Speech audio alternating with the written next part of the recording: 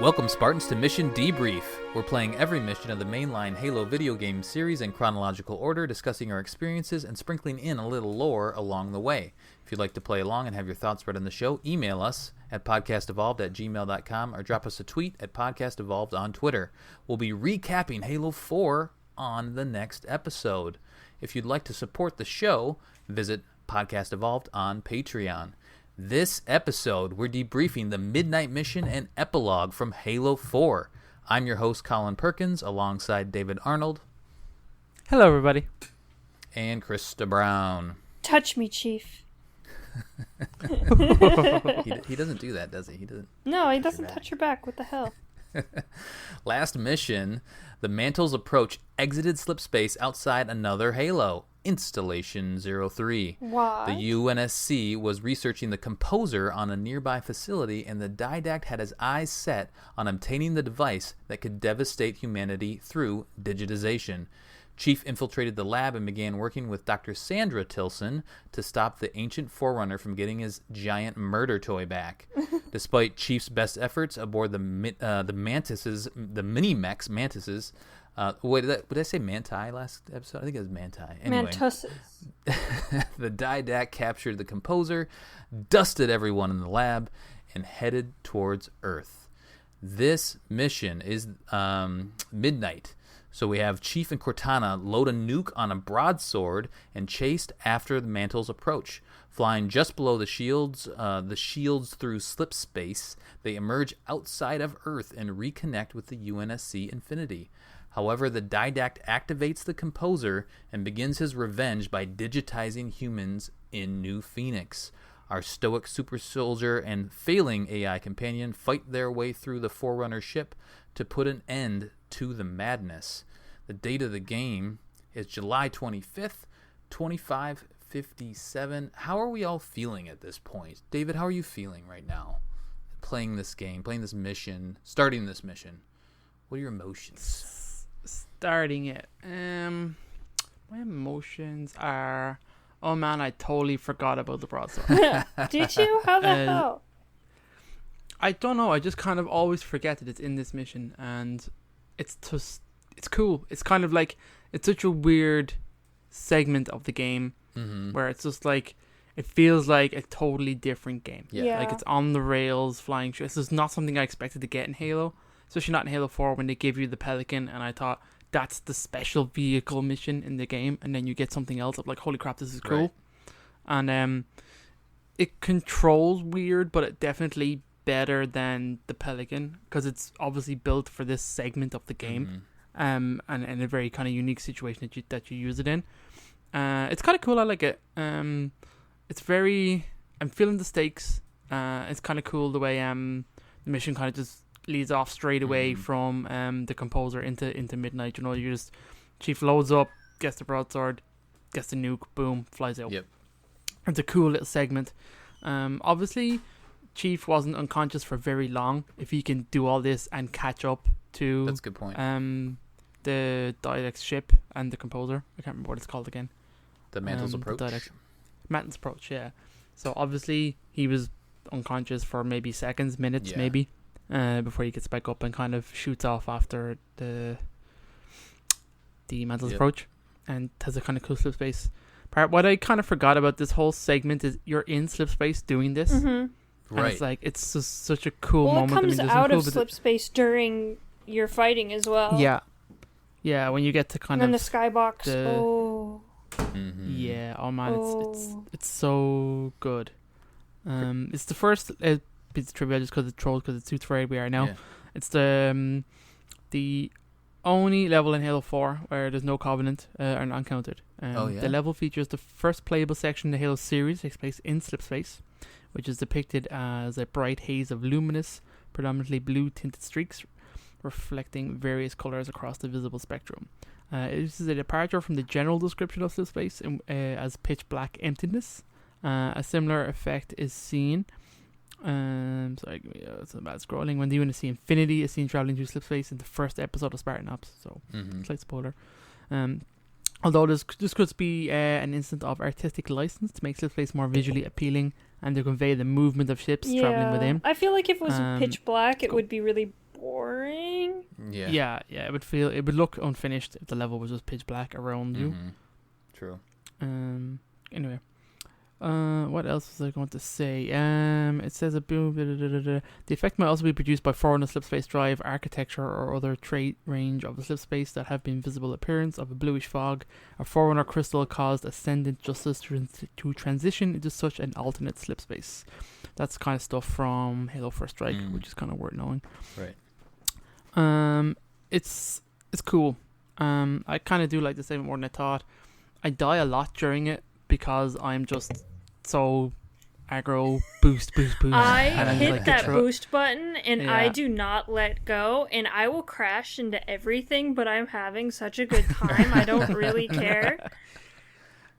Playing this mission on multiplayer is chaos. Oh yeah, you can crash into each other and shit, right? Yeah, you crash into each other it makes it so much more difficult on single player. It's so much You have fun. to go one at a time. And because when you're just competitively crashing into each other to get into the small spaces, it's kind of ridiculous. So the best part is you get 4 people and you're like, all right, everybody, hold down your trigger, don't let go. Whoever makes it to the end wins. Yeah. The only thing is, it's kind of obvious, but I never really thought about it, and it kind of mentions it in the trivia that the broadsword sequence is clearly inspired by the trench run on the Death Star from Star Wars. Oh hell yeah! A New Hope. Yeah, so like Luke Skywalker, John must pilot a one-man fighter through a system of narrow-chasms, dodging point-blank defense turrets around the way. Destroy a super weapon. He cannot travel above the surface of the trench because the broadsword cannot survive in slip space, much as Luke has to stay below the minimum angle of Death Star's surface guns. Both protagonists receive a timely assistance from an allied ship, clearing their path to the objective, which allows them to destroy their respective targets. So I'm like, oh, there is a lot of overlap between that. Hell yeah. Do you think they did that on purpose? I don't know. Maybe just inspiration definitely. or something. Yeah, that's true. I like the music here at the very beginning. Oh, the theme Midnight is amazing. It's so good, and it starts when after we get past this kind of segment of the ship, another kind of theme plays. It's pretty cool. Just the violins at the very beginning. Oh yeah, it's beautiful. Yeah, very good. They set the tone pretty well. The direness. And then chasing after the Didact and the giant ship. The other thing I was thinking about, you know how the Warthog run in Halo CE, the ship isn't long enough for that to actually happen. This ship's long enough. Exactly. This ship's more than long enough. It can happen now. Why didn't we have a Warthog run? I don't understand. Yeah, so maybe that's why they made it 88. What was it? 88 kilometers or something crazy. Yeah. Something ridiculous. Yeah. I don't. This feels like an arcade game to me all of a sudden. It's weird. Do you like Star Fox? Do you like Halo? Play Midnight. But you can't, again, back to the Long Night of Solace mission, you can't really fly around and navigate much because you're just limited to this plane, this small little plane to go up and down within the once you get to the end of the level, you kind of have a bit more of an open space. But That's true. Yeah, that's true. But leading up to that, I get more frustrated. I think, I it is cool to start with, but then I get more and more frustrated as it goes because you can run into the sides pretty easily, and then are the turrets even necessary to destroy? Most of the time, not. No, you don't. No. Oh no, you can blast past them. If you're on Legendary, you kind of have to destroy them because they'll shoot you out of the sky. But on any other difficulty, I just ignore them. Have you guys ever played with the score on? Do you know? Because I feel like this would be a fun section to have a high score on. So I have no idea what the score was, but when I finished this, I got the par score achievement, and I'm like, oh, that's interesting. Oh, okay. Very nice. So yeah, I feel like I it guess would yes. like to see some, it would give you a little bit more. Again, we're playing a video game, but then, Halo typically feels like it's a story-driven video game, but this part feels very video gamey to me. A lot about this mission does. But so I'm not a huge fan. I think it's cool that you get to fly the plane, but it's not my favorite part of the mission. Well, it highlights because you're trying to fly closer to the composer to get in. So, it makes sense on a story level that this ship is so big, you literally have to be flying underneath the mechanics of the ship. So you're underneath the shield so that you can get to the composer. Yeah, that's true. I think it's super cool. I'm like, damn, I'm starting at the back of the ship and I gotta fly all the way to the front. Yeah, that's true. So let's talk about the bigger piece. So we get through all of the turrets and the ship, and then it does finally open up. Once you get to that open spot. No, actually, before you even get to the open spot, that's when you hear Lasky chime in, right?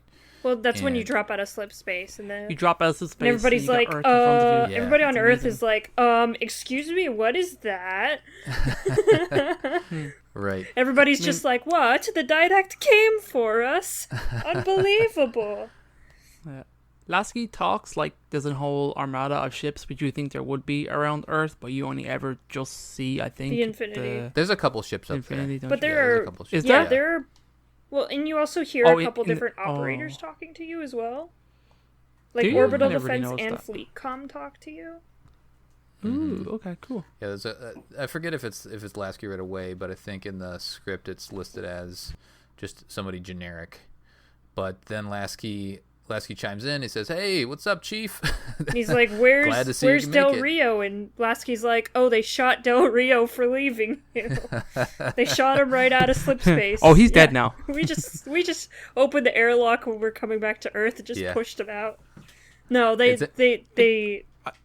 got demoted, kind of. Yeah, he got demoted. He said he said something about like they didn't take kindly to leaving you behind, which is a weird thing. Well, if you think I very much got the impression that they didn't care about him, Chief, anymore. I mean, Infinity wasn't in direct contact with anyone that we know of at that time, but I'm sure if, like, Paramgoski or anyone had found out that Chief was there, they'd be like, that's like $100,000 credit asset. Yeah.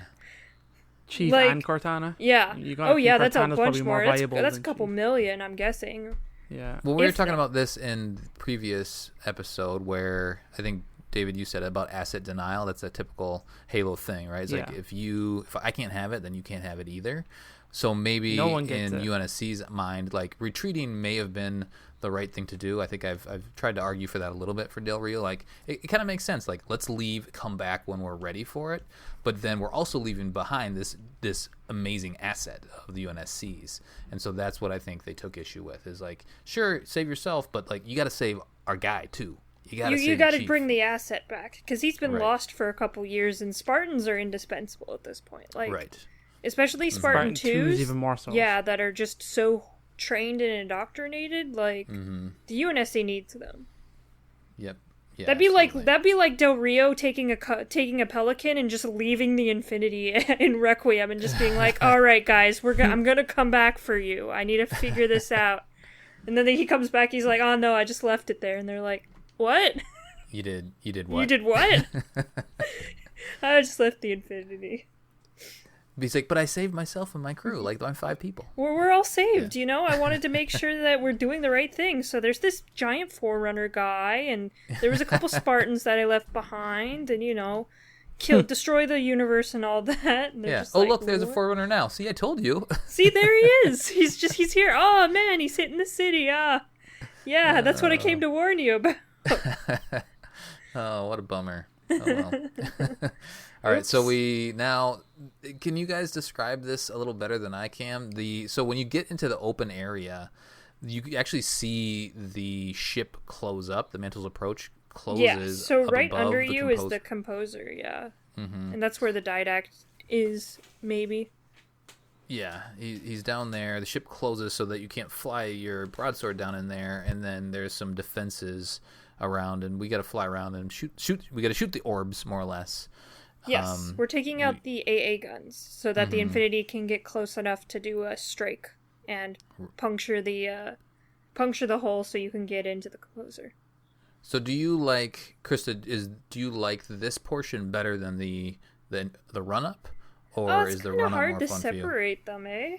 I mean, like, honestly, what I do is I go straight, I get the orb in the middle, and then I literally just go around. So it's not like I stop and like do any of the open world stuff. I'm just pretty much flying in a straight line anyway. I go to the middle, I go past the middle, and then I start going around and getting all of the AA turrets. Right. Can you flip around? There's no acrobatics. No, there's no tricks or anything. I mean, you can like when I first. No, it's not like a Pelican. When I first played it, I like destroyed the turrets and looked at the skybox and all that stuff. But at this point, I've played this mission so many times that it's just kind of like get in there, get into the ship, keep going. This is one of the missions that I want to watch somebody else play, because I'd be like, hey, can you just like point the ship up that way so I can look at this cool skybox? Because you never really do that. You can't. You're so intent on, saving yourself and taking out the turrets. David, how about you? Like, I love the skybox in this because it really gives you the stakes. Like, Earth is pretty much looming over you the entire mission, so you can pretty much always look up and see, like, that's the thing that he might destroy, and it's kind of cool. I kind of like that place. I mean, right, it's green, pretty nice blue. place. Yeah, it's got some color. There's some people on there. I know a few people that live here. I can see my house from here. I can see my house. Yeah. It's cool. You're good with it, David? I like it a lot. I like this segment. Yeah, it's grand. It's pretty simple. Do you know what I mean? It's very basic. It's just kind of a more open area to kind of get the feel of the ship a bit more. You don't really have any enemies other than turrets, so like it's really simple. Do you know what I mean? There's nothing really much to it. Yeah, it's not very difficult, I don't think. I mean, maybe on Legendary, but I don't remember even having that much trouble. It's just visually cool, you know? Yeah, and we, one of the cool things about Halo, one of the reasons we continue to play Halo and we like it is because there is mission variety, and I feel like mission variety at the very end of the game is pretty is cool. I'm glad that they added it. I'm not crazy about the mechanics of it personally, but the fact that it's there, and again, playing through Halo 4 again, if you forgot about it, you're like, oh yeah. I think, David, you said that, like, yes, let's fly this for a while, and then it's back to shooting. Yeah, I mean, it's not even that long of a section. Like, you can get through this section in like 5 to 10 minutes if you're fast and you know what you're doing. So if it's something you really don't like, you could do that. Or Rally Point Bravo is literally right after this section. Yeah. So you could skip it entirely if you want. I wish they would have done a little bit. It almost so you get the hole blown into the shield or the whatever it is. So you enter the ship. You go and enter the ship, and then I never liked this cutscene. This little interstitial here where like it just keeps getting smaller and smaller and smaller, and then it like pinches you. It's not really clear what actually. It doesn't make sense. Yeah. What actually like happens. You would get crushed if the thing can't go any further. Right. Yeah, it's like you disable the shields, the Infinity shoots its big gun, it makes a tiny hole for you, and then you fly into it, and then it's like, great. And just like, and then the ship just, it is cool because based on like, if you've read the Forerunner books, you know that like, the Forerunner ships can kind of reorganize themselves internally and externally, so like, it is cool to see that happen, as I imagine the ship is like self-repairing or whatever. But then it's not clear how Chief survives and even how most of the ship is intact in one piece. Yeah. In the next segment. And I guess that's just kind of plot armor, Right. Master Chief has a whole lot of that. Yeah, he's so nice. But he dusts himself off pretty easily there. Hops out of and like the broadsword looks like you could probably maybe fly it again, but anyway. But he does grab the nuke. What Cortana says, now what, right? Like she's still going crazy, as we've been talking about. She doesn't have an answer, and he's like, all right, I'm just gonna grab this nuke and attach it to my back, my butt nuke. Yeah. Is that the same that they do in Reach? Is it the same spot? I was just about to say that. It's kind of cool. Like, there's some kind of holster, like in Reach especially, like you see like magnets being used on their Mjolnir armor to like put their weapons on and put stuff on their butt. So they have butt magnets for some reason. They're like, in case you need to hold something on your butt, here are butt magnets. Yeah, it's like a little fanny pack. It's good. Master Chief's fanny pack has nukes in it. Yeah. Exactly. All your important things, AIs, nukes. Maybe some scissors, Just in case. Yes. Don't run with them. A Sharpie. Spartans never run with scissors. All right. This is the part. So this next section of the game, I'm gonna skip around a lot, just so you're aware as a listener. It's interesting, and it uses the portal technology to kind of jump around, and you're leveraging Cortana a little bit here and there. So we're probably gonna go broad strokes in this section. It's one of the things I do want to mention right away is you enter into you're in the Mantle's approach, but it also feels like every other Forerunner room we've been in the game. Yep. Yeah. So I remember this section. Once you get up in here and you start shooting some Prometheans, and then there is a terminal up here pretty soon in one of these rooms. I thought that this section of the game was like earlier, like one of the, like the 6th mission or something like that. It just feels all the same, and I wish they would have done something to make it feel more like somehow the Mantle's approach to differentiate it from the other missions. Did you guys get that same feeling, Krysta? Yeah, but at the same time, like, Requiem's the Didact's world, and Mantle's approach is the Didact's ship, so it makes sense that it had similar architecture. Mm-hmm. Just in general, like... Yeah, I mean, it feels Forerunner-y. I guess, I don't know what they could have done, but it just felt this, more... It's very samey. Like more of the same that we've been doing already. And it gets better as the mission goes on. Like, this is... Yeah. All the corridors and stuff will always look the same. Right. All right, so I'm not really going to talk through this area here. There's knights and there's watchers. I think there's some crawlers here and there. Like I said, do get the terminal here. We'll talk about that towards the end. But you eventually get to a spot where Cortana says that she can access the portal system of the ship to hop around. And now we're really just going from portal to portal to get our way to the composer, into that main room, which is actually below where we're just flying around. And so I guess that kind of makes sense too, right? So they blew a hole into that big, the big shield, the big barrier, and then meanwhile you're still kind of close to the composer. Just thinking about like how big this ship is, right? This thing's enormous. But we hop around some portals, and we're kind of hopping around those portals within this same area. David, how do you like the portals and kind of this next section here? Are you into it? Or is it kind of like this final grind? It makes sense, given that the fact that you imagine the ship is ginormous and you're one little man running around it. So, like, it makes sense to kind of get around the important areas of the ship that it would have an internal portal structure. And I'm glad it does that instead of, like, a slow-ass elevator or whatever, Mm-hmm. This part of the game is, like, not my favorite in terms of I don't like fighting Prometheans. I've said that already. And they give you some kind of ammo and weapons for like a very bizarre reason why they're there, but there's a segment where like you enter a room and it's got like plasma grenades, plasma rifles, BRs. It's got a carbine in there. Carbine, a gravity hammer. Did it explain that? Like why you have all that stuff? No. Okay. No. It's just there's a room full of stuff, random weapons. Here you go. What do you grab? What do you grab in that room? I've generally mixed it up. I take the BR. The gravity hammer is worth it just for there is an achievement for killing like 5 crawlers with one blast of the hammer. So okay. And it's really good for that crawler part too. God damn, that crawler part makes me so angry. It's just fun to kill things with the hammer in general. So like it's kind of fun to set up against Prometheans. Mm-hmm. That's kind of it really. I mean, it's fine. Do you know what I mean? I kind of moved through it. I was playing on heroic. I died a lot because I was just rushing. Yeah, same and especially when you get to the Prometheans with like the heavy weapons, when they have like the binary rifle and the incendiary cannon, which is awesome. I do love the incendiary cannon is so hard to dodge though because of the splash damage. Yeah. It's ridiculous. Yeah. It has a wide blast of the kind of the thing that is launched. The projectile itself is quite large, and then when it strikes, it explodes and splashes. I've killed myself numerous times. Sure. By shooting it too close to enemies and stuff, and just clipping the edge of a surface, and then it just explodes in front. And I recently found out that you can also do that with the splinter grenades. I killed myself numerous times with them just going off right in front of me. And I was like, damn it. Yep. Yeah, I get caught on environment a lot here too, like trying to get out of the way.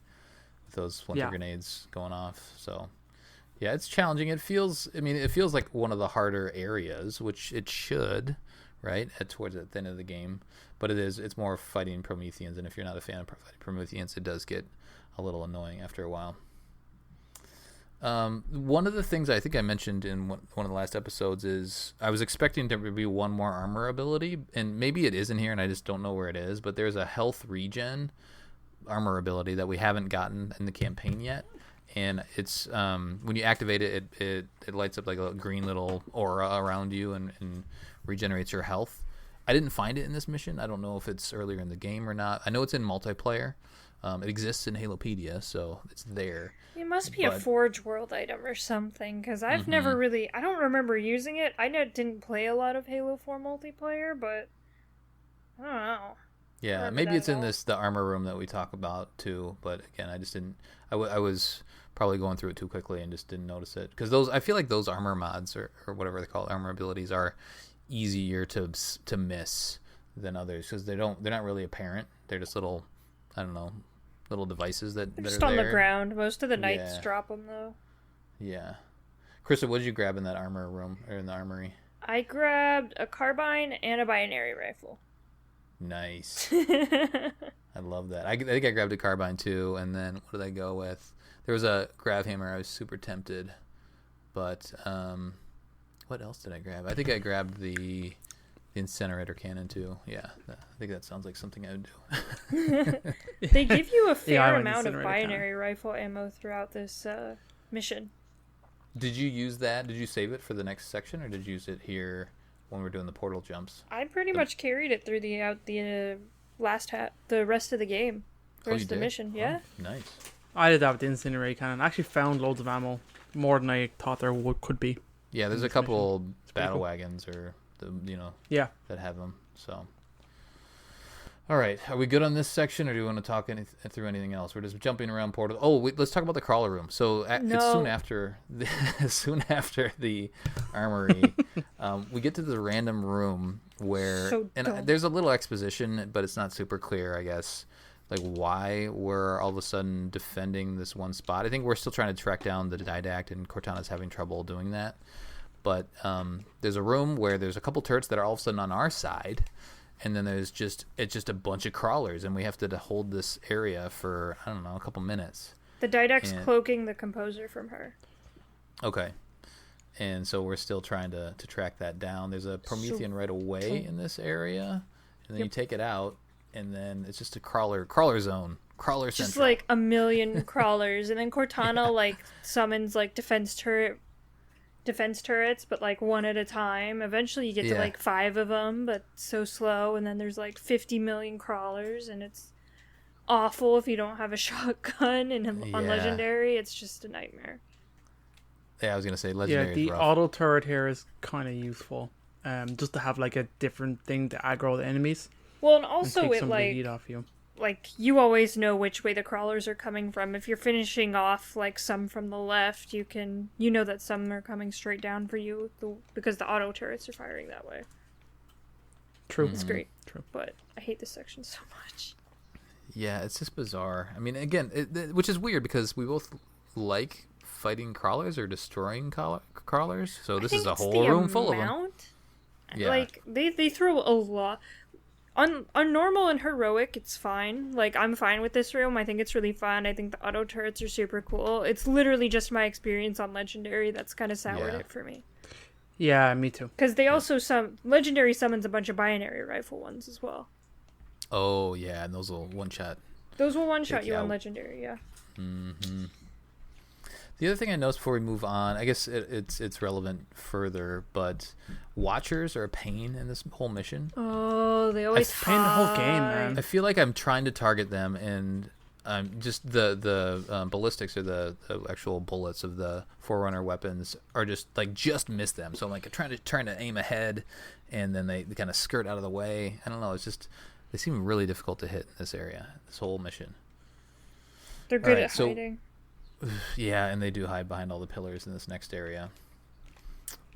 Okay, so now we've talked about the portal section now. If you guys don't have anything to add, should we move on?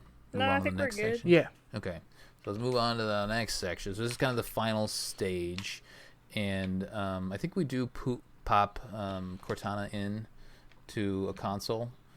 Oh, we gotta go up a grav lift, and then we pop her into a console, and then she... Fine. So now you actually see this giant room, and you're underneath where we entered, and we take a man cannon. Which have we done any man cannons in this game? I'm not really remembering any. No. Yeah. This is just a little bit kind of like Halo 3. Yeah, a little. Or is it Halo 2? Halo 2.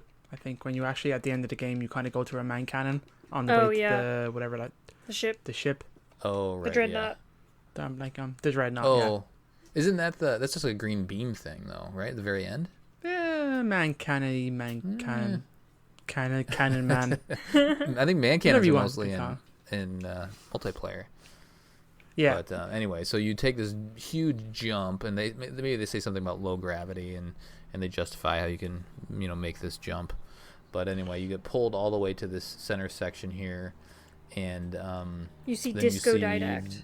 The Didact. It really is. He's having a disco. He's doing like a little dance in the disco. It's great. Right in the middle of the room. Yeah, he's doing that in a big orange disco ball, and so we see him doing his thing, and there's some shield generators that we decide that we need to take care of. We pop Cortana in the console, and she says, "You're not going to like this." And you're like, oh, and things happen. Lots of screaming here. Yeah. Let's see. She says, "I ejected." So she starts to split in half, in I guess multiple times. So all of a sudden there's a bunch of Cortanas, and then they disappear. And she says, "I ejected my rampant personality spikes into the system. If I do that at each of those beams, those two beams that you see, the copies can overwhelm the composer's shielding, and then thus giving us access to the Didact." So it sounds painful. Sounds painful, and she's more or less, because she's going nuts. She's not feeling so well. She's like, "All right, we got to defeat him. I'm just going to do everything in my power to actually, to take him down." We've seen this. I think we've talked about this in previous episodes, but we've seen where AIs copy themselves. Oh yeah, they do it all the time. The books, right? But they're not rampant, and they're well to do. Yeah.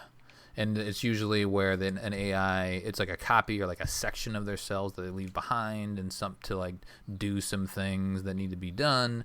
Meanwhile, like the rest of the AI is taken with the team on a mission.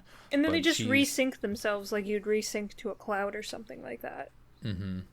Yeah. Yep. But Cortana says, like the only way to defeat Didact in this instance is to try to overload the system with a ton of Cortanas. Which is super. Well, actually, it's a ton of crazy Cortanas. Yeah. Yeah. Which is interesting to think about. But all right, let's talk about this main room here. Essentially, what we have to do is then go jack her into the two beam pylons on either side. You can go left. You can go right.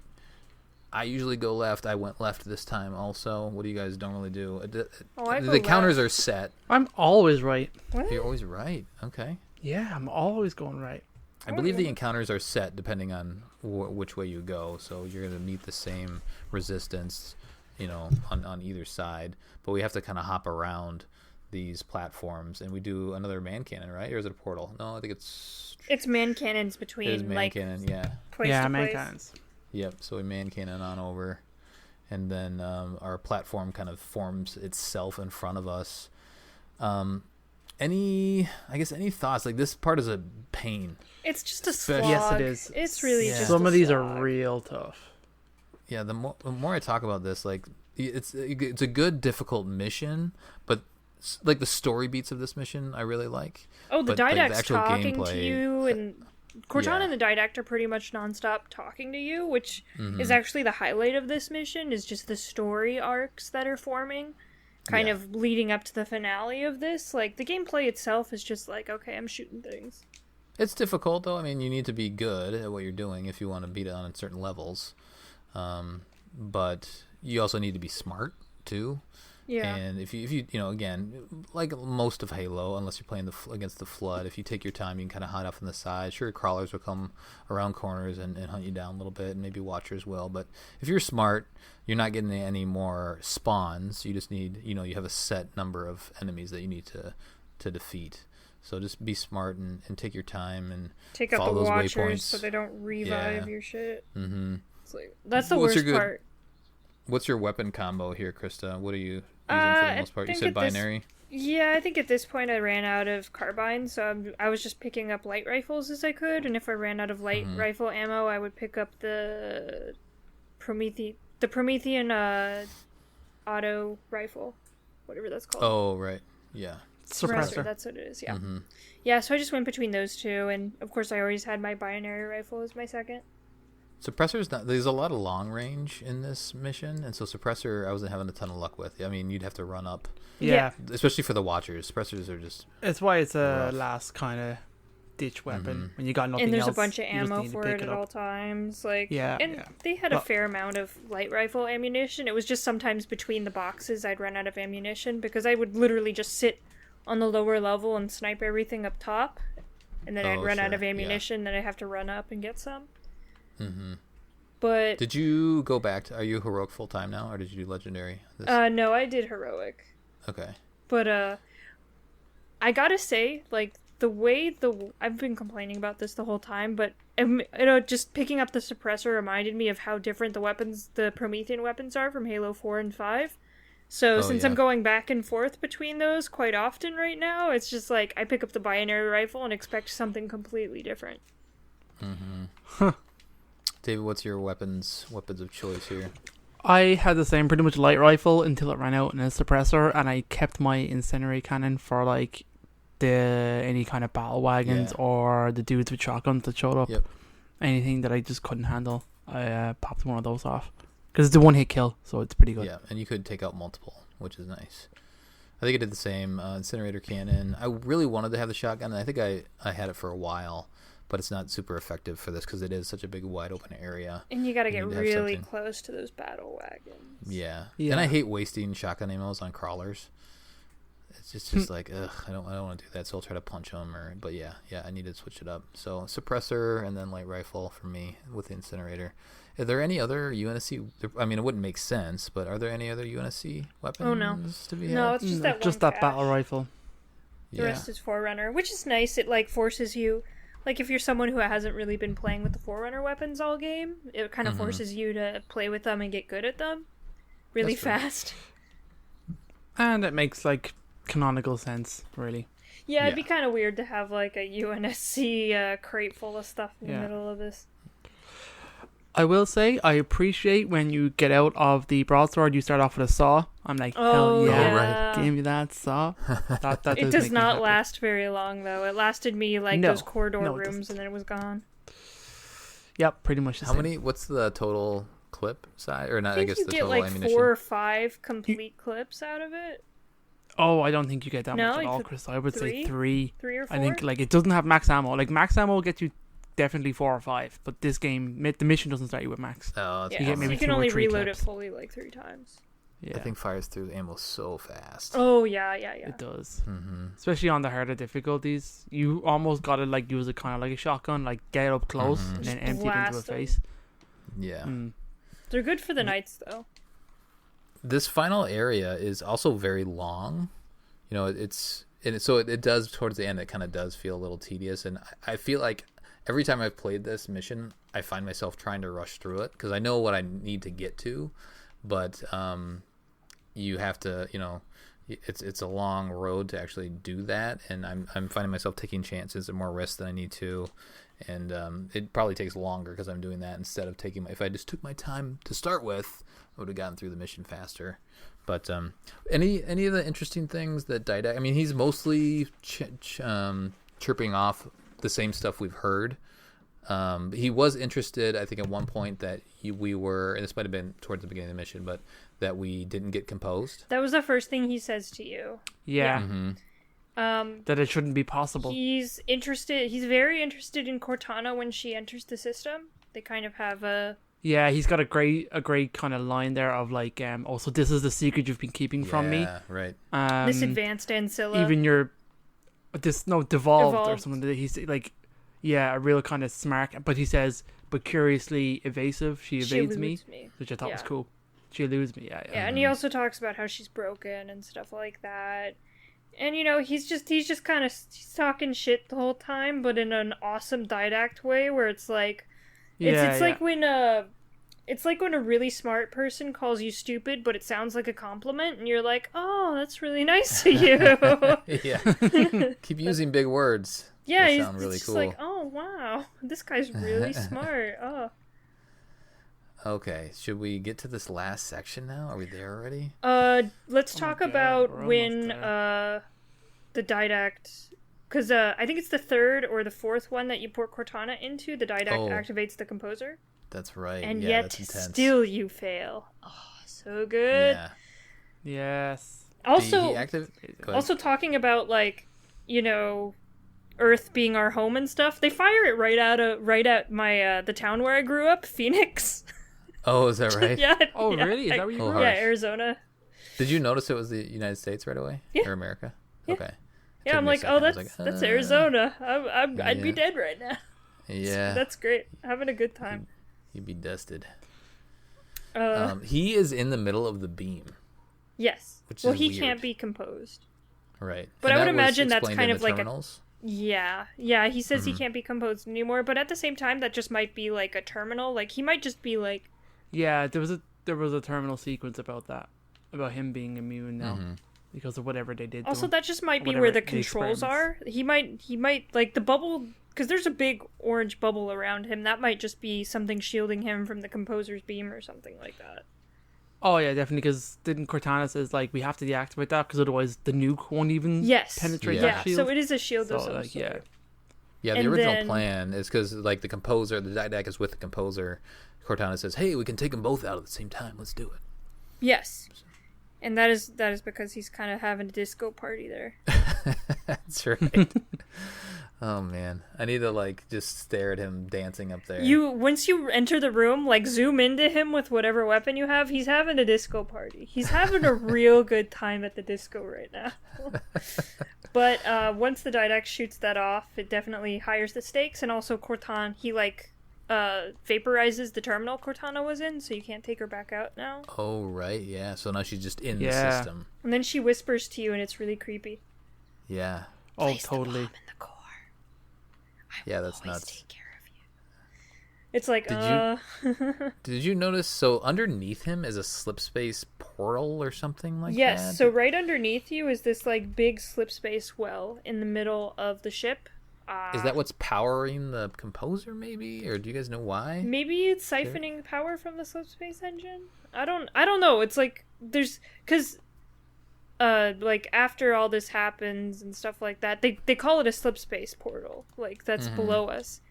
I mean, at the same time, it's Forerunner technology, and we don't know what the hell's going on. But it also might be like there's actually like a huge like hub with all of these composers in it, so maybe it's a slip space portal that's like, I don't know, connecting to the main hub of all of the composer energy or something like that. I don't know. Doesn't make any sense. I'm confused, but there's a slip space portal. Yeah. Anyway, that'll come into play here in a little bit, but it is interesting that I think Cortana just mentions it, and it's like, hey, there's a slip space event under the composer. So yeah, there's got to be. I'm sure there's some explanation out there, but we didn't bring that to you today on today's episode. We're not scientists. Yeah, we'll work on it. So yeah, we start to get whispered at, and then how do we get to the middle again? So she does another Do man cannon for you, and then you get to right. that middle bridge. Yep, the hard light bridge. The blue Now we have our hard light final encounter with the Didact, and this is one of those things that also like, all right, so we get to do a little movie / QuickTime event. Would you guys have done like? Would it have been more interesting to do a one-on-one battle with the Didact? I don't even know what that would be, because he's so powerful. I wish it was something closer to what we did in like Halo 2 with the like prophets, where they kind of like float around and shoot at you or something. I don't know about like that because the Didact is so beefy powerful that like it doesn't really make sense that John would stand up to him in that environment, and he totally bosses him out of it as you expect. I don't know, like just like a bullet sponge type boss here. Right. I don't think that would have been as satisfying. But like the QTE itself wasn't really satisfying. But like what happened was kind of dramatic, you know. Yeah. But it didn't feel like you were in control. It could have just been a cutscene, you know. I don't know. Well, and we've talked about it, they killed Truth with a cutscene, and everybody seemed okay with that. I think I asked that question. Cutscene. And that's a really good cutscene, right? So, yeah, I think they could have... Also, yeah. We've already killed a prophet, and that was kind of cool. Right. But, the prophets also weren't that also prophet good should have enemies died with the anyway, first hit. because the prophets were just... No. They're not physical enemies No. in the same way. They're you know, basically in a before. wheelchair. Yeah. I don't know, it would have been nice to have seen Chief, you know, get his ass handed to him and have to, like, do something to think outside the box other than just, like, approach the Didact with a gun and then immediately get disabled. Yeah. It didn't seem like he had much of a plan other than walk towards the Didact and the end of his life. The Didact has really good comebacks here, though. You persist too long after your own defeat. It's like, damn. Yeah, he pretty much plays John down real hard here. It's pretty cool. Did we talk about why he has telekinesis? Because he's a Jedi. Duh. We just talked about Star Wars. He's in the Death Star. I wouldn't say it's telekinesis as opposed to. Can he manipulate, it's a gravity thing or something. Some kind of gravity thing, I guess. Yeah, I got this sense that. Yeah, I don't really know. It's not telekinesis, we know, because it's never been mentioned before in Forerunner. It's just got to be some kind of technology that allows him to something that allows him to fly, essentially. Right. Is allowing him to do this. I would also, because every time he does that, there's some kind of energy radiating off of everything, and you've seen that kind of same energy radiating off of the cryptum and stuff too. So it might just be some kind of Forerunner technology that's supposed to help you lift objects or something like that. Yeah, it's some kind of anti-grav thing. I imagine. It's never expressed in any of the Forerunner books, though. No, I think there might be a line somewhere. I was looking into it a little bit, and I didn't write it in my notes, but there might be a mention. Why does the Didact have Jedi powers? Yeah. What were you gonna say? There is two kind of interesting things here. The Didact had the following lines cut from his conversation with John. "You have challenged my authority, and for what? A child race unfit to bear the mantle of responsibility for the galaxy." Apparently his model still mouths the words, but it's hidden by the camera angle of the shot. So I thought that was kind of interesting. Interesting. All right, should we just get into this cutscene then, or this event, this thing that happens? I do like the the bridge. That's something that's persistent through Halo. So the whole hard light thing is pretty cool. They don't really talk about it that much. I think it's mentioned here and there. They talk about hard light the first time you see it in Halo CE. In Halo CE, right. Yeah. They explain what it is you're looking at. And then it's never talked about again. It's just now that's canon. We never have to explain it. Yeah, it's just hard light, guys. In Halo CE, we explained it then. It's a good explanation of what it is. It's just hard light. Hard light, yeah. Yeah, it's pretty easy. That would be pretty cool if we could have that technology, wouldn't it? Like hard light. Could do so many cool things. Anyway, all right, David, do you want to walk us through this thing that happens? Yes. So, your man cannoned over. You land in front of the Didact onto the hard light bridge. You see Chief working forward with a weapon he shouldn't have. But he has a weapon. I can't remember. Is it a BR? I think it's an AR. Yeah, AR. Yeah. Interestingly, he's also showed with an AR at the very start cutscene when he gets out of the broadsword, but it's a BR. He doesn't have one. Is it a BR? Okay. So he could have picked that up at that one room, right? Yeah, he doesn't have. It's easier to animate at this stage. Yeah, it doesn't matter. He's walking forward, sees the Didact in the beam, and then the beam kind of brightens a little bit, and he loses track of the Didact. Didact starts talking, and John is kind of looking around trying to find him, and Didact just floats behind him and just kind of grabs him with his anti-grav beam. And that's pretty much end of the fight. There you go. He's walking down the hard light bridge, and he kind of has John suspended over the chasm, and it's pretty much that's when you get to see the here. Big space portal and stuff. Yeah, right underneath. So he pretty much just says about what's it said? You should be thankful, grateful for your imprisonment. Is a kindness, which is an awesome line. Given that what Cortana does, Cortana shows up through the light bridge, and then several of her pop up through the light bridge, and then she just has this excellent one line of, "Then you won't remind if we return the favor," and she just kind of dives into him. Well, and then he says your compassion for mankind is misplaced. Oh yeah, she says, "I'm not doing this for mankind," and then she just kind of dives at him. Oh, my heart, my heart. So she kind of grabs him in different areas, and that disrupts his anti-grav beam.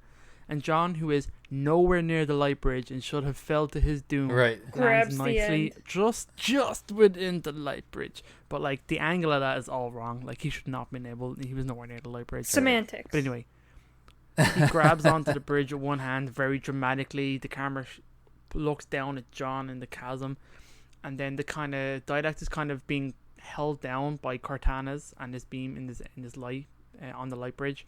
Did you notice there were 7 Cortanas? Did you guys notice that? Oh, I didn't. Oh, okay. Anyway, as John, you have to, I'm using air quotations, control him. As you climb, you just have to push sticks that prompt on the screen, essentially. Just hit, to basically crawl just crawl and then hit the grenade button a million times. But the first thing you see, though, is Earth. So you come to, and first person you see Earth getting composed. Well, you glance at it. You don't look at it very long. Yeah. You look down and then you look up. You kind of get up. And then you get up. Yeah, it's kind of cool to think that like the beam is shooting up but down onto Earth, so you're standing, and then if you look up, you're kind of looking down on Earth. It's kind of weird because of space and stuff, but I thought that was cool. You can't think about ups and downs. It's in space. It gets too complicated. That's true. Yeah. But you climb up the bridge. You pull out a splinter grenade, which is huge. It's a giant John's hand. block. Yeah, and then you kind of sprint towards the Didact and slam him with the splinter grenade. He then immediately knocks you away and knocks you aside, and then picks you up and pretty much is about to kick your ass when the splinter grenade goes off. So does he inside him? Does he put it inside his armor? Is that what he does? He just sticks it to his side. I don't know. It looks like it went into his chest, but yeah, it's there somewhere. It's in him. Didact doesn't seem to care. It blows up, and Didact falls off the stream and into maybe not, but like he falls into the slip space. Mm-hmm. Never to be seen. Except for like 3 days later. Except for like we'll 3 talk days about later. that. But anyway, yeah. So yay, congrats, John has won. Except the Earth is still being composed at this moment, so like there is a sense of urgency here. Crawling you crawl with John as you crawl towards the nuke, which is conveniently still on the light bridge. You crawl towards it, and then you pretty much get a prompt, which is just to you turn it on, and then John opening. He turns and then he on, looks up, and he looks up at and Earth. then he just punches it.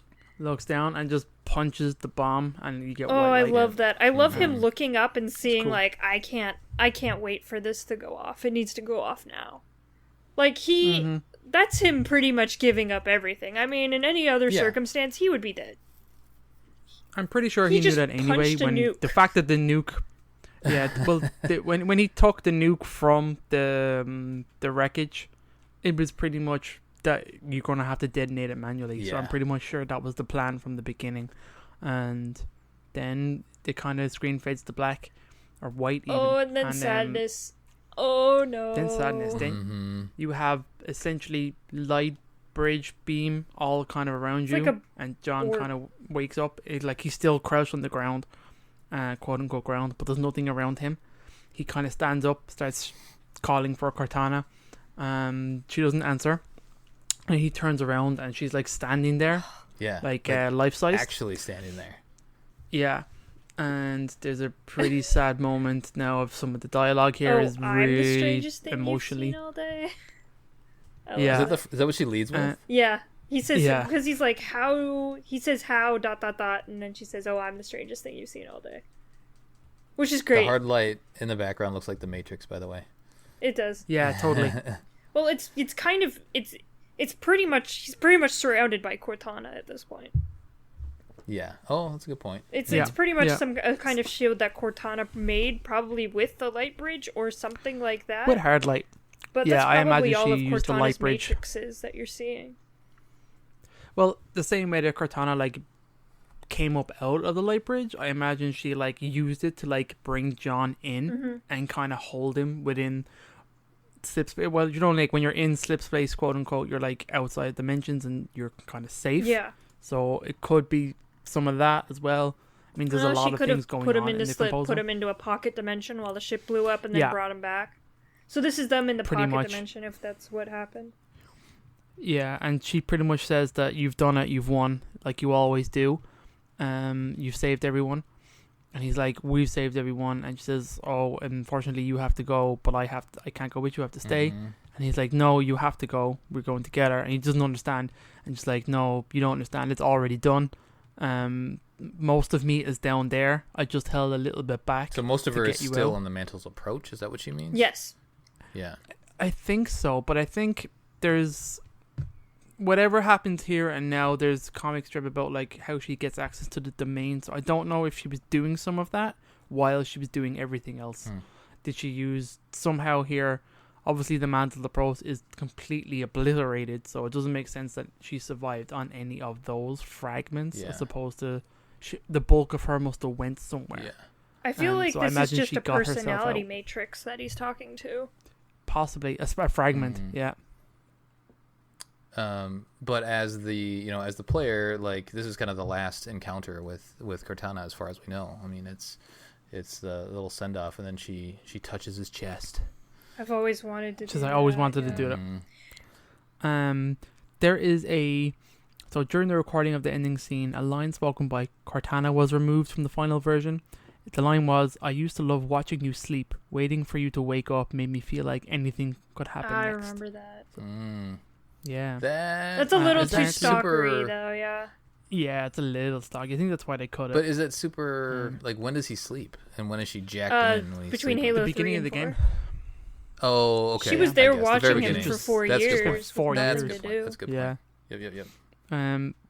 Jen Taylor remained unaware of Cortana's fate until just after the last recording she did with Steve Downes. Oh, really? I thought that was pretty cool. Emotion was there. Isn't that good? Yeah. Something I love about this cutscene is just John's body language is so, like, you can tell that he can't deal with whatever emotions he's feeling right now. He's constantly looking down, looking away, like not making eye contact. You can tell that whatever he's feeling right now, he has absolutely zero way to emotionally handle this. Like, Spartans have zero emotional stability, and it's just, they do a very good job at executing that through his body language. Like, I really like this because, like, this cutscene is really awkward in a good way, because this would be awkward because Chief doesn't know what to do. Chief doesn't know what to say. You know, Cortana obviously is very confident in what she's saying and, you know, what she's doing, but Chief is just so awkward, which I really like, because he would be. I mean, it's really telling to the character he is and how he can't, anything involving emotion or human interaction or anything like that, it's just way beyond what he's capable of. And Halo doesn't have Halo doesn't have a ton of cheesy dialogue, probably because Chief just doesn't talk much. Yeah. You know, majority of his lines are just Cortana. You know, that's the majority of what he says. That's the majority of what he says here, too. Wait, no, Cortana. Yeah. And then she kind of fades. She fades. You know the wait? Do you know the Homer meme where he like fades into the bushes? He fades into the bushes. It's kind of like that. She fades. So Cortana goes, and then you kind of slowly re-enter the kind of debris stream, and then it kind of fades to white again, and then John is just there floating in space in around the debris of Mantle's approach. The way she it's just the way so she awesome. delivers Welcome Home, John always like kills me. I'm like, oh my god, no. Also, it's not his home. I mean, that's a good point. John isn't from Earth. Technically, like, Reach is gone, so all of those assets have been moved to Earth anyway, but Earth is technically, like, Halo has this thing where Earth is home to any human, basically. Because Lasky, like, in the next cutscene, Lasky says he always thinks of Earth as home, even though he's never really been there. And I think that's just tying up that point that, like, it's not Chief's home, quote unquote, but, like, he does everything he does for humanity, which I guess is home. I mean, this is the home world of humanity, so technically every human descends from Earth. Here day, Tyree? Yeah, true. Well, can we, before we go on, so is the next part the epilogue? Is that this is the end of Midnight. Well, John gets picked up by a Telekin, and then it's him on the... That's part of the epilogue. The epilogue? Yeah. Is it? All right, okay. All right, so let's just kind of close here, and just any other thoughts about Didact, the fight? Just, it seemed... I don't know. You know, we talked about, like, how else would you do this fight? The whole thing with the Didact, to me, is it's one of those...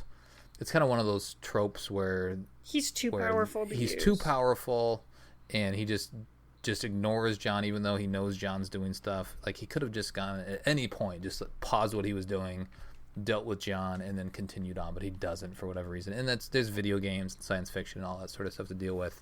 But it seems like...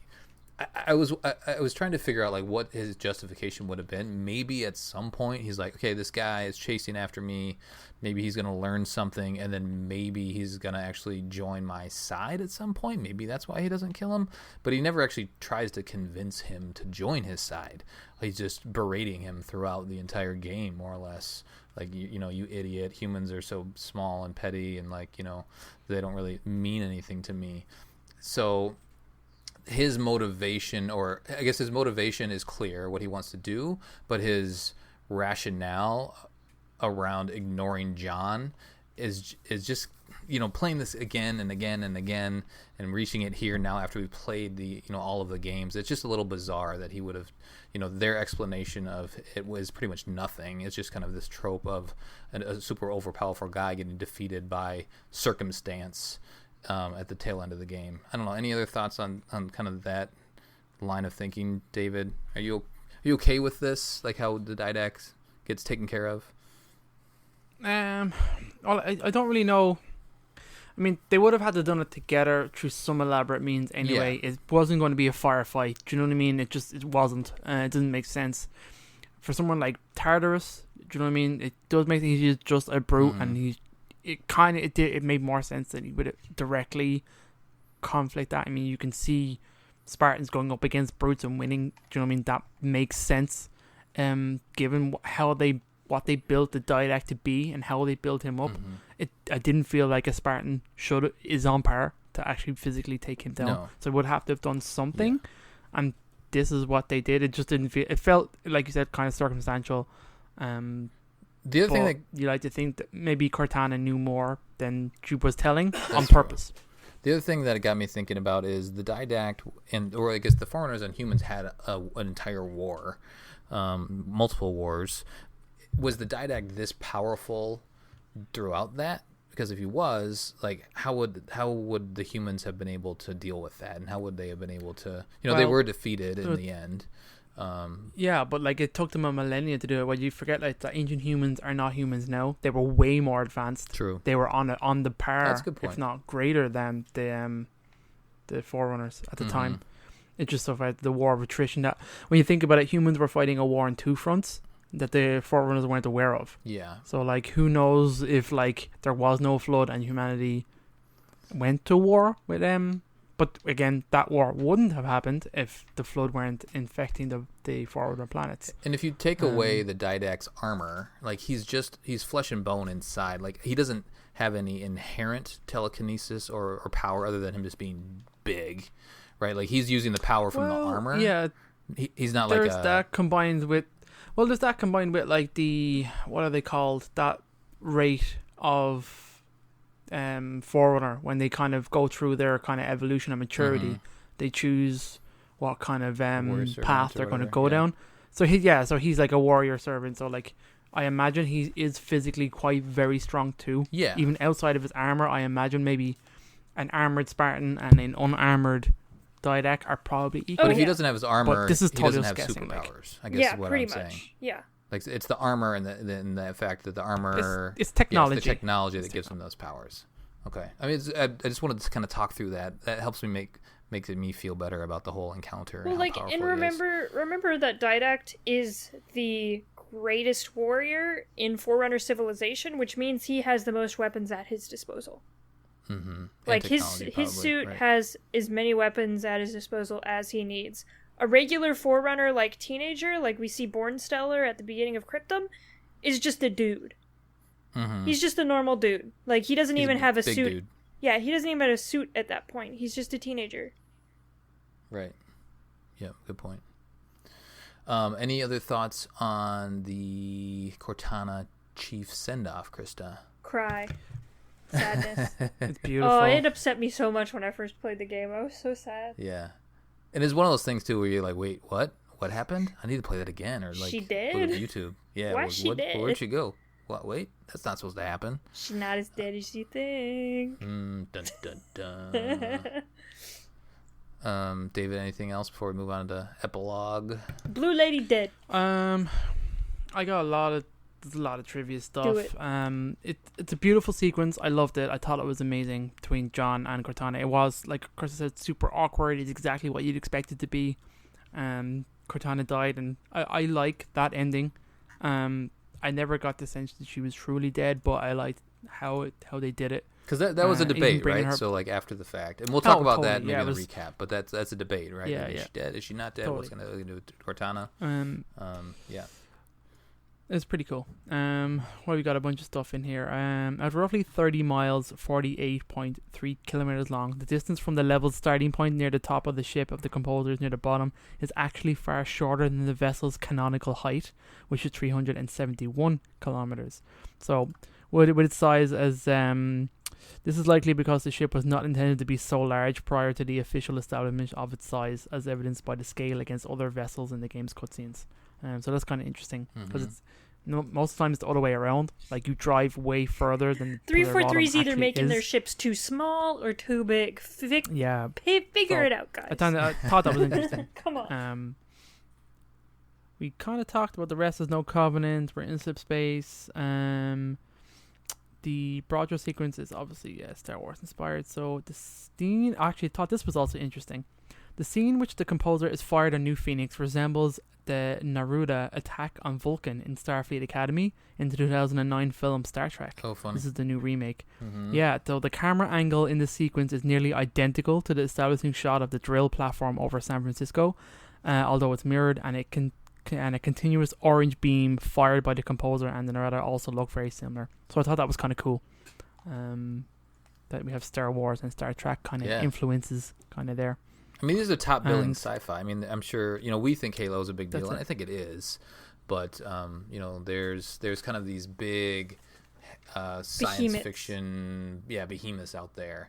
Ours is based in video games, but also has all this other media. But like Star Trek and Star Wars, obviously, are top of mind for everybody else that maybe may or may not play video games. Continue. Anything else, David? Nope. Okay. All right, so let's do some epilogue. We're just gonna roll this in, and then we're gonna end. Well, we still have stuff to do in the episode, but we'll talk about the epilogue, and then we'll do our recap, our Halo 4, kind of our overall thoughts, which we've kind of talked about kind of here and there. So maybe it won't be as that episode will probably harken back to this episode quite a bit, but the epilogue, you can't play it, but it's really just kind of an emotional. I guess it starts with a little bit of an emotional meeting between Lasky and Chief. Oh, you forgot when he gets off of the Pelican. Oh, his depression. Is that how his depression float? Yeah, he's like floating depressed. Okay. Yeah, you're right. That is how it starts. The Pelican picks him up. Okay. So the Pelican picks him up. The big light. Shining above Earth. Pelican grabs him, and then they all do the Spartans all salute him as he walks off. I love that. It's an awesome sequence of big music, big moment of John, quote unquote, victorious, stepping off the Pelican, and like all of Infinity's kind of crew just like saluting and giving him kind of like I don't know what you call it, but like an honor guard. Yeah, that's basically what it is. It's cool. Like. It's really cool because, like, you know the emotional strife that Master Chief's going through, but this is pretty much the equivalent of a military, like, hey, we did it, like, rave party. Yeah, they don't show the party, but... I'm sure there was a party. I'm sure there was a party. And then, they show Chief staring off into Earth, and then Lasky coming to chat with him. And I feel like this scene specifically is one of the reasons that people like Lasky. He's great. He shows that he's a human, and he speaks to the fact. He's so in one of his sweet. dialogue. He's like super sweet. Mm-hmm. He speaks to the fact that like, hey, we're all humans, right? Like, it's a cool little line. Well, and like to approach the Master Chief, like I'm sure no one else has the balls to go up to Master Chief and talk to him at all. Sure. Like he had like to go up to like this crazy like iconic superhero kind of guy and just try to have a heart to heart with him is just incomprehensible for many characters in this series. Yeah.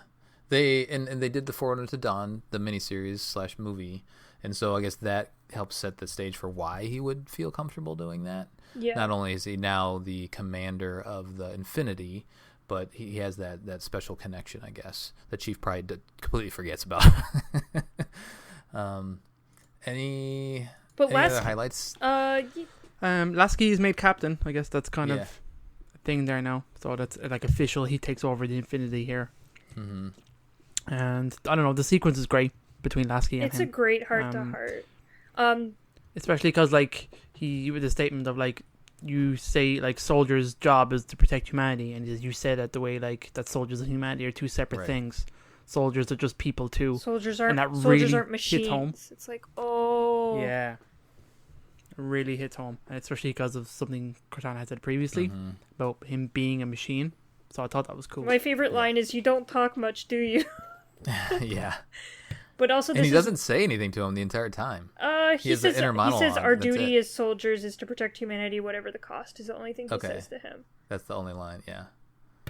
And this is where he says, like, I grew up on New Harmony, and I attended the military academy, but never saw Earth until I was an adult, but I still think of her as home. Yep. And then, yeah, that machine line is like the last line. It really hits home, too. It's like, oof. Yeah, I think so. And he says, she said that to me once, which about is cool. Being and that was a playback. That was, what mission was that? 2 missions ago. Not too long ago, yeah. That was the composer mission. Right at the beginning. Yep. Yeah, and then I do like how they, there's like a end credit scene too that we'll talk through, which is very good. But I like how 343 kind of has their little write-up right at the end of this. It fades to black, and then it says, 343 is like, hey, thank you for trusting us with your, the universe you love, which is pretty cool. And then we get the best monologue ever. Yeah, David, can you add this monologue to the end of this episode? Because it's so good. I can read it out. I mean, do it. Okay. I want you to do it. I'll add it. So set the stage. What is he saying? When was this? This in is the lore? almost like his lamenting at like why he did what he did, just to like if he were. It sounds like this was him on trial and justifying his actions against humanity back before he was put into Krypton. And it's a little confusing from I guess a player standpoint, because if you don't know all that lore, like the video does not match up at all with what I mean. Maybe a little bit, maybe it hints at what's going on. Maybe it's assuming that you've picked up you would have some idea based on the story that was told by the terminals, where you can see humanity fighting the Didact going against humanity in like a really vindictive way. Yeah. So you can kind of understand maybe that it was, and him being put on trial for it. Yeah. So Krysta, why don't you read the monologue, and then we'll describe the video separately afterwards. All right, it's a long one, so buckle up, buckaroos. In this hour of victory, we taste only defeat. I ask why. We are forerunners, guardians of all that exist. The roots of the galaxy have grown deep under our careful tending. Where there is life, the wisdom of our countless generations has saturated the soil. Oh, so good. Whoever wrote this is a genius, and I love you. Our strength is a luminous sun towards which all intelligence blossoms, and the impervious shelter beneath which it has prospered. I stand before you, accused of the sin of ensuring Forerunner ascendancy, of attempting to save us from a fate which we are forced to recede. Humanity stands as the greatest threat in the galaxy. Refusing to eradicate them is a fool's gambit. We squander eons in the darkness while they siege our triumphs on their own. The mantle of responsibility for all things belongs to Forerunners alone. Think of my acts as you will, but do not doubt the reality. The reclamation has begun, and we are hopeless to stop it. Ooh! This was back when Halo was supposed to have like a Reclaimer trilogy, and this was supposed to be the first one. Mm-hmm. And then they kind of scrapped that. We don't know what's going on with that at this point, with the like soft reboot of Halo Infinite and all this stuff going on. So that's because we got the Reclaimer saga, Krysta. Way better. Is Infinite? We don't know if Infinite's supposed to be part of that though. They really haven't talked about the Reclaimer saga since like Halo 5. Well, if it's a soft reboot, quote unquote, then like it's probably not. Yeah. They're probably doing something I think else. they're going away from that. They might be. Well, we'll get to that on our Infinite episode, right? You can just fast forward to that. Yeah, just watch her. If you're listening to this like a year or two from now, just go back to Infinite. Yeah, just listen to that. Oh my gosh, did you go? I loved Infinite. I loved the part where the thing happened, and Master Chief was all like, it was really cool.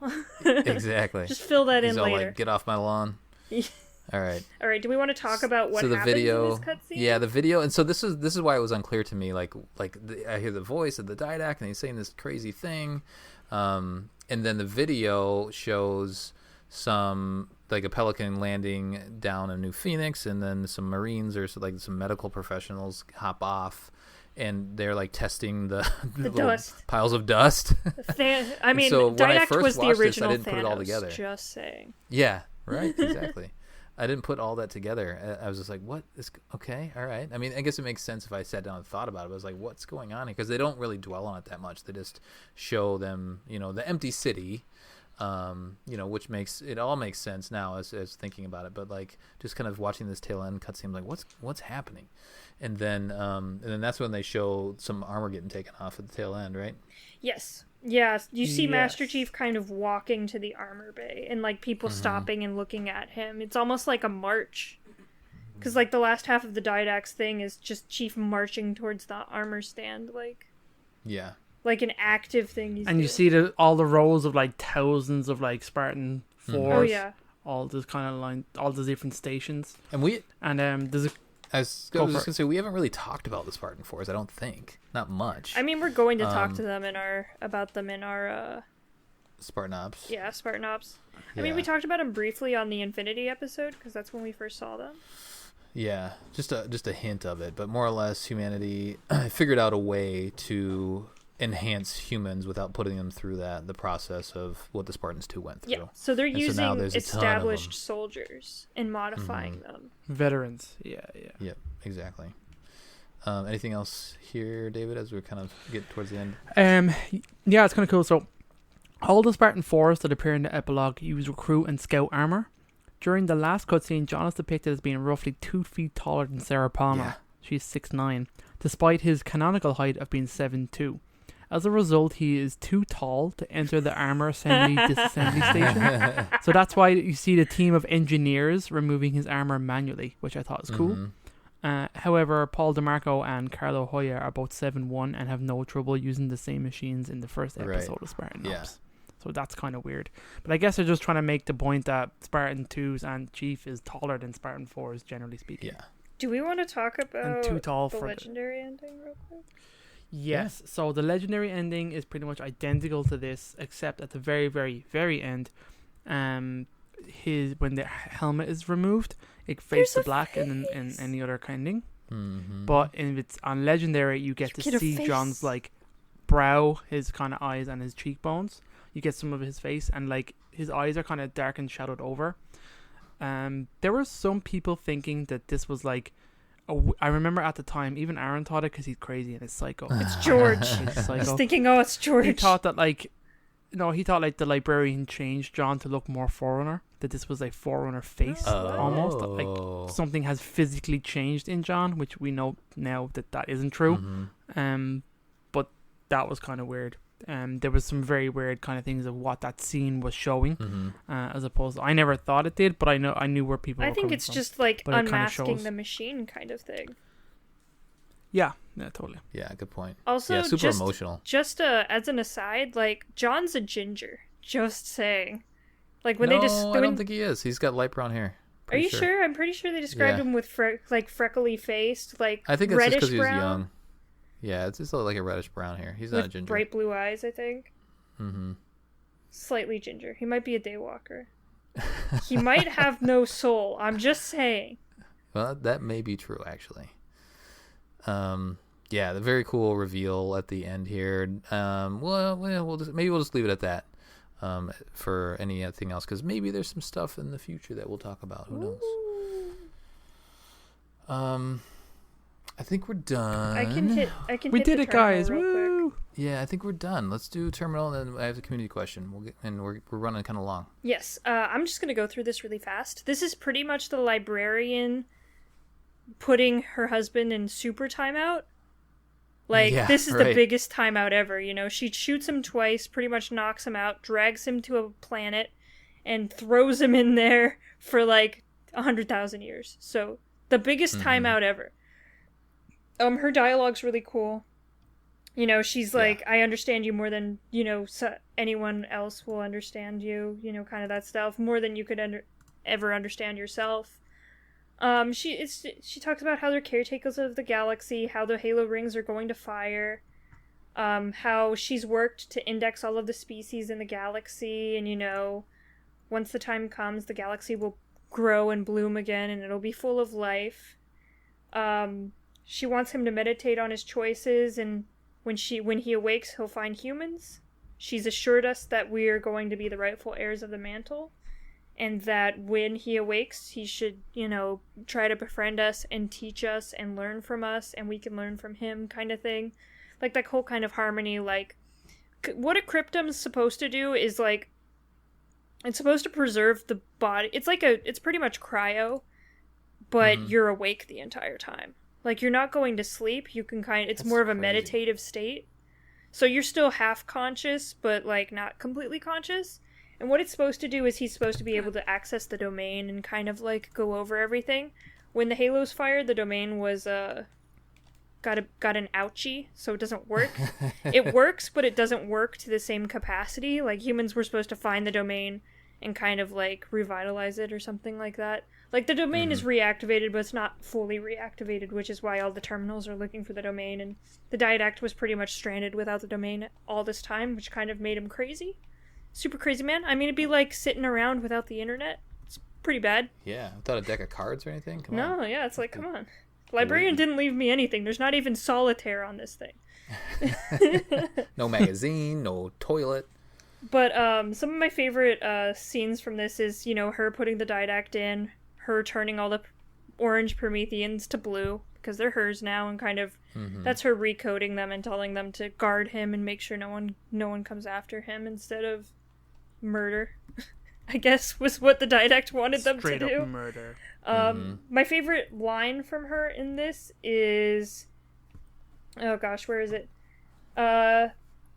Civilizations will rise in our stead, and our job as caretakers will at last bear fruit. Until then, I leave you here, my love, the only living thing in this galaxy, sealed safely away. It's really good. It's very nice. If you know, you kind of see this a little bit in the books, so you kind of know what's going on, but it's really nice to see it with the librarian kind of recounting how she's feeling about all of this and stuff, so... Well, and she says my love, which means she doesn't She still loves him. She still calls him her husband, even though technically right now she has two husbands. It's very confusing. Oh, that's right. But she obviously still has a lot of love for him, or else she would have just murdered him and not put him in a cryptum. Good point. Terminal ends. Terminal done. All of the background knowledge you need. Yay! Not really. Most of it, at least. I think for this game to make sense, that you need this those. Is the minimal amount of knowledge. Yeah. But in the meantime, feel free to read those Forerunner books, as we've mentioned. Read them. Good stuff. It's worth it. I promise. All right, let's do some community. And David, how's Facebook doing? Facebook's doing real good. Got some good Facebooks. So, Colin Perkins created a poll. The admin, August 21st at 3:37 p.m. Was the Didact too powerful in Halo 4? Explain. Question for mission debrief Halo 4 midnight mission. A lot of people said no. I did a poll. 16. What was it? Okay. Yeah, you did a poll. And a few people, about 6, said yes. And we had a few comments. So, Matt says no, he was physically superior in power and tech, yes, but his arrogance and underestimation of John tipped the scales in humanity's favour, while a little help from our blue AI friend. Tyler says, I agree, the Didact may have had better technology, but didn't account for John's luck and Cortana's creativity. Tim says, considering that we kill hundreds of Prometheans, I don't think it makes sense that we can't touch the Didact. I'm also not sure I understand why he has telekinesis. Yeah, this is kind of what we said. And Patrick says, not to mention the countless years he spent awake in the prison probably made him a wee bit mental and gave him ample time to grow in power. I don't think he grows in power, but there's some kind of discussions there around that. So, Didact is almost like a god, and the Forerunner tech is far more advanced than humans, so no, not overpowered. Says Lucas.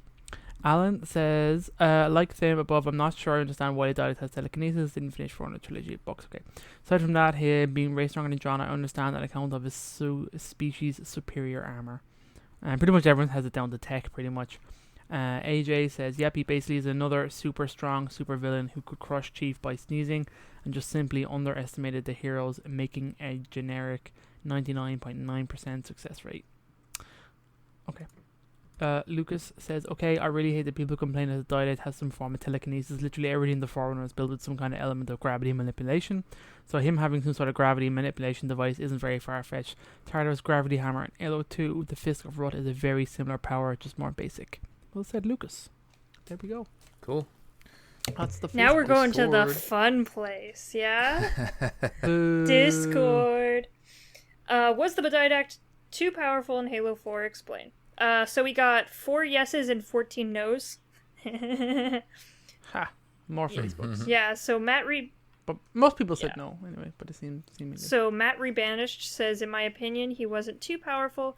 He was rather an annoying presence during the game, but the end was kind of a letdown. I was expecting a battle similar to Tartarus and got Alan Wake.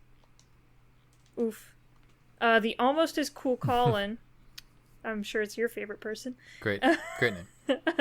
I'm not sure if he's too powerful, but it would be nice if they explained how this dude trapped in a dodgeball has force powers. Very nice. Third says, he seems appropriately OP to me. I mean, he's meant to represent this ancient, nigh all-powerful race. However, he does seem foolish for not killing Chief whenever he gets the chance. Agreed. UNSC Brexit, very great name of the ship, says, funny. This is kind of a hard question to answer. We can't tell how tough he is because all we did was press a specific set of buttons. Axif says he was portrayed as a very powerful being. His only weakness, his arrogance not to terminate the Chief immediately. These are things about him I found straight up dumb. But that's not the point of the question, lol. Let's see. Mick Mumbles says he was definitely a threat and Chief was right to fear him. But to the mighty button prompt. He was just another number, just another victim. John was just lucky at the time. His interests aligned with the button prompt, but he might not be so lucky forever. Those button prompts might get John one day. We never know. That's true. Matthew says, was the Didact too powerful? In my honest opinion, yes and no. Yes, he was way overpowered because there was absolutely no way Chief could ever touch him. No, because he was taken out by such a weak grenade. I get that because he is a Forerunner leader, he should be way more powerful, but I would have just taken away his telekinetic powers. I think that would just have solved my problem with his overall power. Yeah. And finally we have Mohammed. He says, in my opinion, he was extremely powerful. Not only did he have the most advanced technology in his possession, he had the effing mantle. Oh, God. Sorry. He had the Mantles approach, which is an extremely large ship. Of course, the arrogance plays a part in his defeat. So his arrogance is his downfall. And Chief's faith in his friends is his. Right. Cool. That it? That it? Yeah, it's done. Discord cool. Done. All right. One thought I had. I know we're gonna close the show here, but how weird would it be to be in New Phoenix, or at least like coming to New Phoenix after everybody's been, Thanos snapped? Deaded. Just bizarre. Just empty place. All right. So we're gonna close the show, but here's a recap of where we're at. Cortana's gone, the Didact fell into slip space, and John is now naked. I like this. I like where the universe leaves off. Yeah. I love this. Right, exactly. I wish it would just stay like this. Lots of questions. All right, that'll do it for a debriefing of the Midnight Mission and the epilogue from Halo 4. On the next episode, we'll be recapping Halo 4. Send us your thoughts at podcastevolved@gmail.com or drop us a tweet at podcastevolved on Twitter. You can also support the show by visiting Podcast Evolved on Patreon. Until next time, evolved. Evolved. Evolved. Oh, that was a long one.